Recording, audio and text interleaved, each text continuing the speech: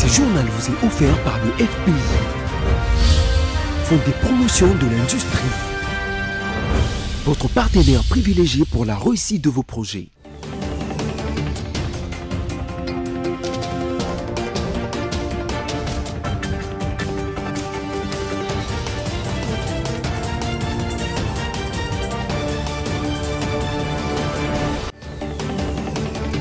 Bonsoir madame, monsieur et bienvenue à cette grande édition sur votre chaîne. Voici les titres de ce lundi.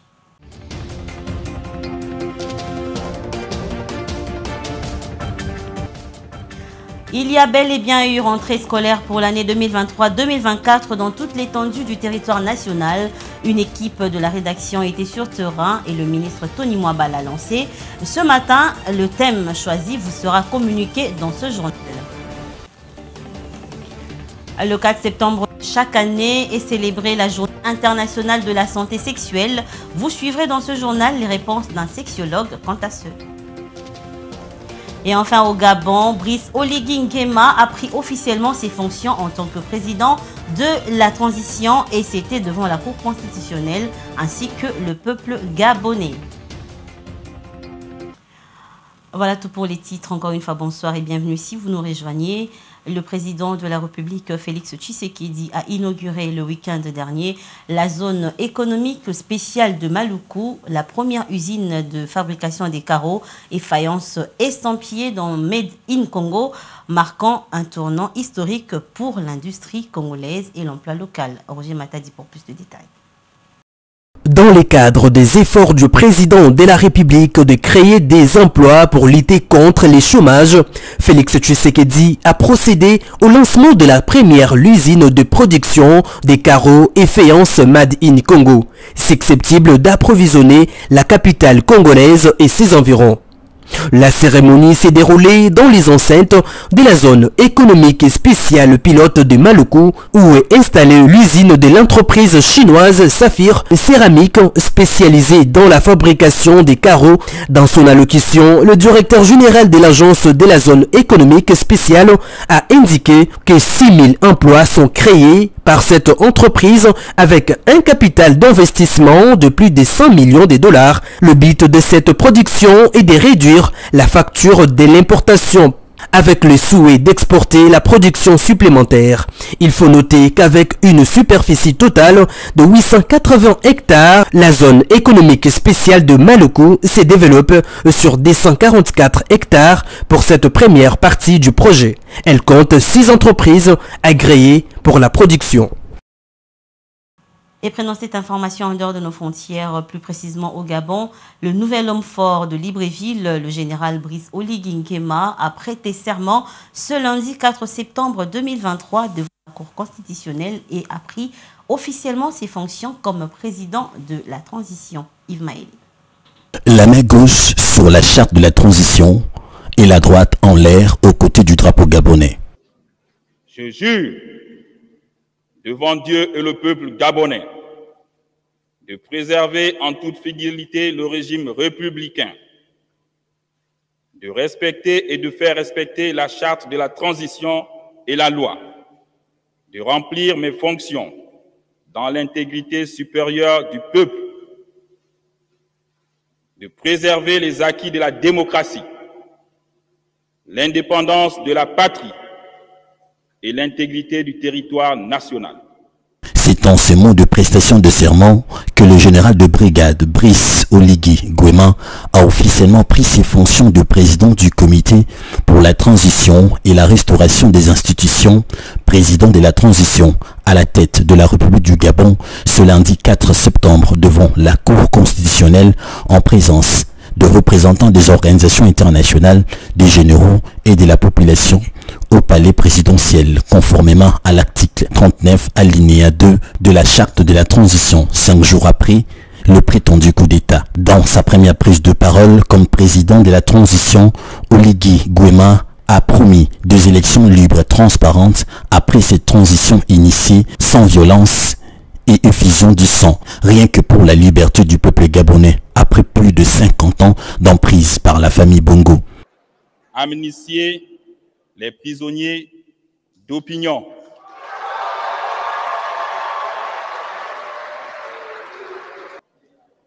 À l'issue de cette transition, avec l'apport de tous les Gabonais, partenaires au développement, nous entendons remettre le pouvoir aux civils en organisant de nouvelles élections libres, transparentes et crédibles dans la paix sociale.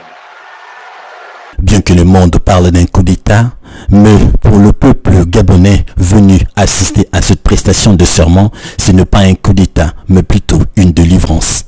Une nouvelle constitution, un nouveau code électoral, parce que l'ancien était le plus criant et le plus dangereux. Ce n'est pas un coup d'État. Il n'y a jamais eu de coup d'État au Gabon. On était emprisonnés pendant 56 ans. Maintenant, pendant de nombreuses années, on cherchait quelqu'un pour nous délivrer. Hein? Vous savez comment on appelle le général Olili ici au Gabon? C'est le Messie. Bien que la durée de cette transition ne soit pas connue, Oligui Nguema a promis à administrer le prisonnier d'opinion, organiser des élections libres et transparentes. Une action saluée par toutes les couches de la population gabonaise. Ceci est une leçon à prendre pour les présidents africains qui se croiraient éternels au pouvoir. Le respect de la Constitution est un devoir et non une demande. Revenons à Kinshasa, bien que timide, la rentrée scolaire 2023-2024 est bel et bien effective dans la ville de Kinshasa. Pour ce faire, une équipe de la rédaction de BC Télévision s'est rendue dans quelques familles et devant des écoles en vue de faire un constat sur l'ambiance qui a régné en ce premier jour de retour à l'école. Junette Fika et Générose Essengo. Il est 6 heures passées des 10 minutes quand ces élèves s'apprêtaient pour l'école. Nous sommes lundi 4 septembre 2023, la date officielle pour la rentrée scolaire 2023-2024. Comme l'on peut le voir sur ces images, ces élèves sont très joyeux car ils verront dans quelques minutes leurs collègues et enseignants. Je me sens plutôt excitée, ouais, vu que la rentrée c'est aujourd'hui. Ça fait 2 mois que je n'ai pas revu mes amis, les profs. Il est 12 heures passées de quelques minutes. Nous sommes devant à l'Institut de la Gombe. Ici, c'est la joie totale.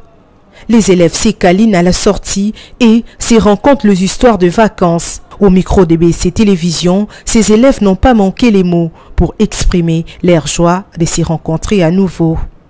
C'était bien. Je me suis fait de nouveaux amis en secondaire et je suis vraiment content parce qu'avec les vacances, tout s'était bien passé. J'étais prêt pour la journée d'aujourd'hui. Tout s'est bien passé. Je vais faire de tout mon possible pour avoir des bons points et une bonne place. Signalant que l'année scolaire 2023-2024 est lancée par le ministre de l'EPST Tony Mwaba sous le thème amélioration de la qualité de l'enseignement par la bonne gouvernance et la redevabilité. On peut donc dire que la rentrée scolaire est effective sur toute l'étendue du territoire national. Tout à fait autre chose à présent. 14 personnes ont trouvé la mort samedi 2 septembre dernier à près de 18 km du territoire de Luboudi au Lualaba. Selon les témoignages, un camion OO lourdement chargé de ciment et moellons en provenance de Lubumbashi vers Mbujimaï dans le Kasaï oriental s'est renversé avec des passagers perchés sur les marchandises. Notons par ailleurs que le tronçon Luboudi connaît régulièrement des accidents mortels tant avec des véhicules que les trains en partance ou en provenance de la région Kasaï.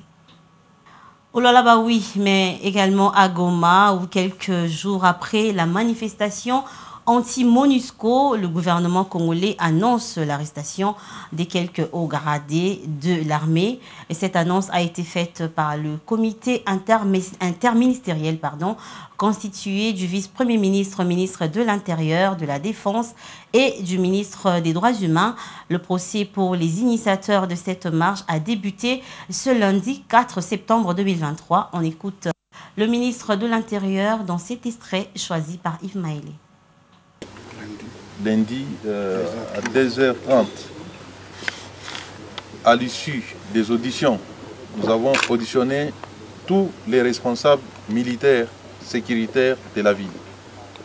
C'est-à-dire, commençant par les généraux militaires, les commandants de la zone de défense, tout le monde, les commandants de la police, les services de renseignement, l'ANER et la DGM.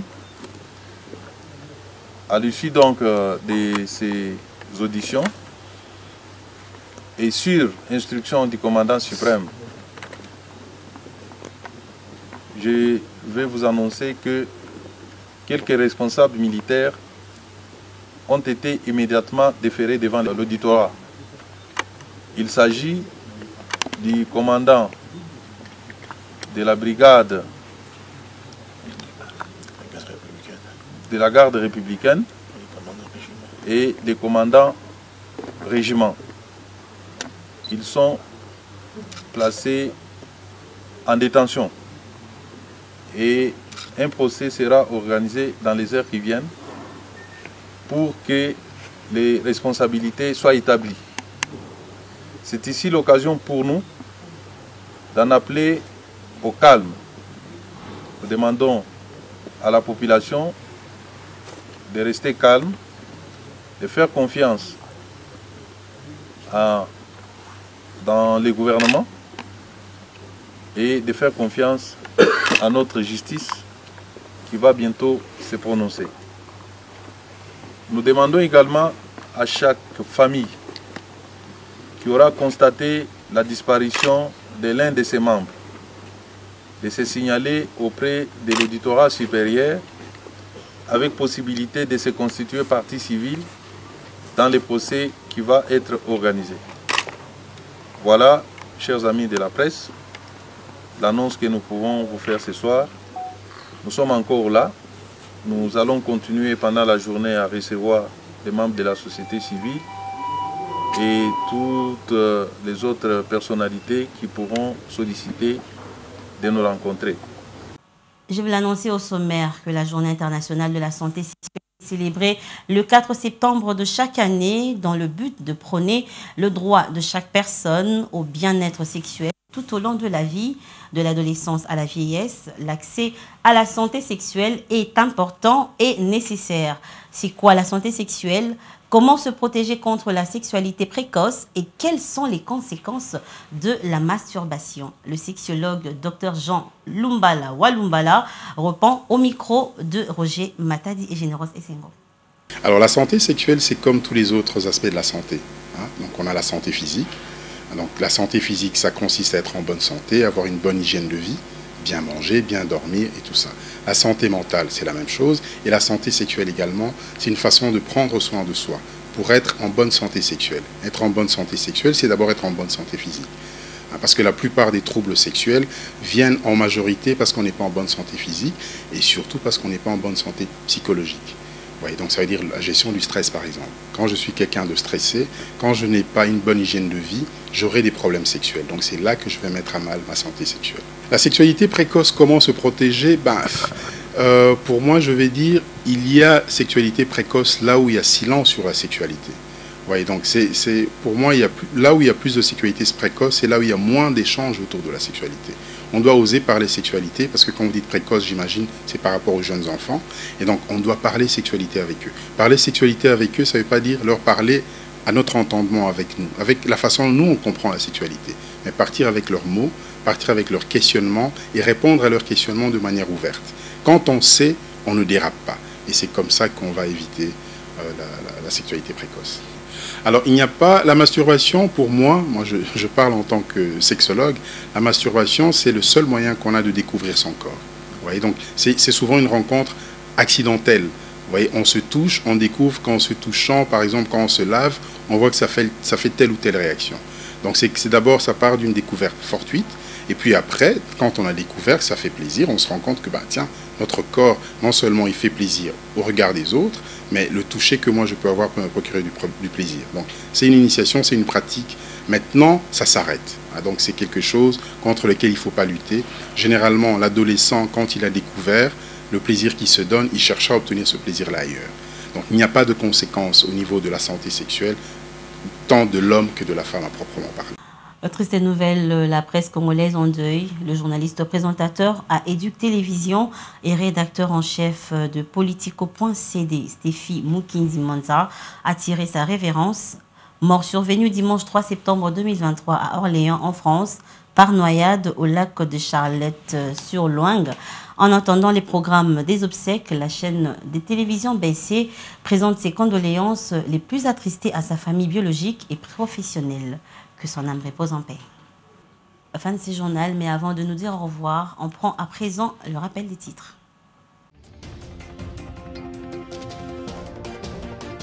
Ce lundi 4 septembre 2023, il y a bel et bien eu rentrée scolaire pour l'année 2023-2024 dans toute l'étendue du territoire national.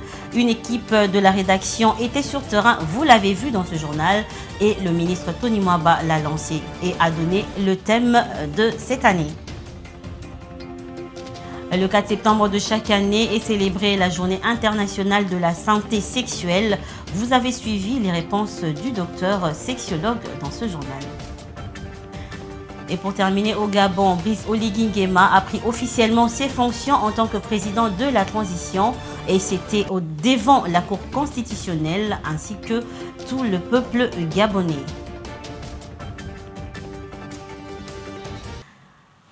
Ce journal est complètement terminé. À vous, mesdames et messieurs, merci de nous avoir suivis et merci à toute l'équipe rédactionnelle et technique pour la réalisation de cette édition.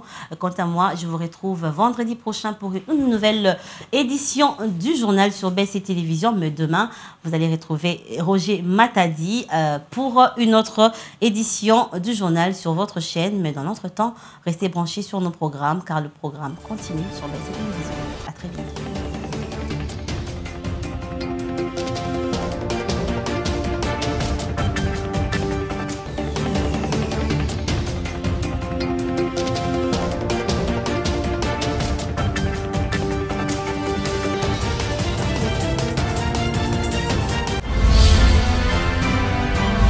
Ce journal vous a été offert par le FPI, Fonds de promotion de l'industrie, votre partenaire privilégié pour la réussite de vos projets.